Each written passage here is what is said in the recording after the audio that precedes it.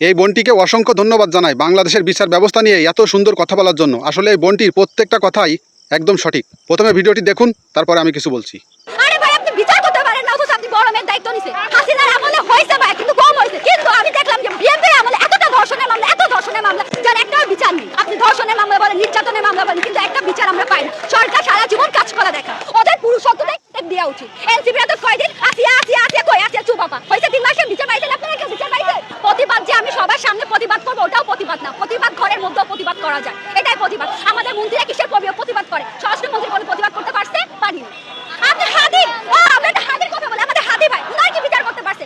কোনো বিচার করতে হাদি পারিনি। কাজকলাটা দেখাইছে, এরকম বড় বড় কাজকলা দেখাইছে সরকারের পর। তাহলে কি সরকার লজ্জা হয় না? লজ্জা থাকা তো উচিত মিনিমাম, তাও লজ্জা নাই। আসলে বোন, তোমার প্রত্যেকটা কথা সঠিক এবং বাস্তব, কিন্তু আমাদের দুর্ভাগ্য আমরা বাংলাদেশের মতো একটা দেশে জন্মগ্রহণ করেছি। কারণ বাংলাদেশে কোনো বিচার ব্যবস্থা নেই। এখানে কোনো লোক সঠিক বিচার পায় না। জানি না ভবিষ্যতে বাংলাদেশ কতদূর যাবে এবং বিচার ব্যবস্থা উন্নত হবে কিনা। অবশ্যই আপনাদের মতামত কমেন্টে জানিয়ে যাবেন, আর ভিডিওটা শেয়ার করে সবাইকে দেখার সুযোগ করে দিবেন।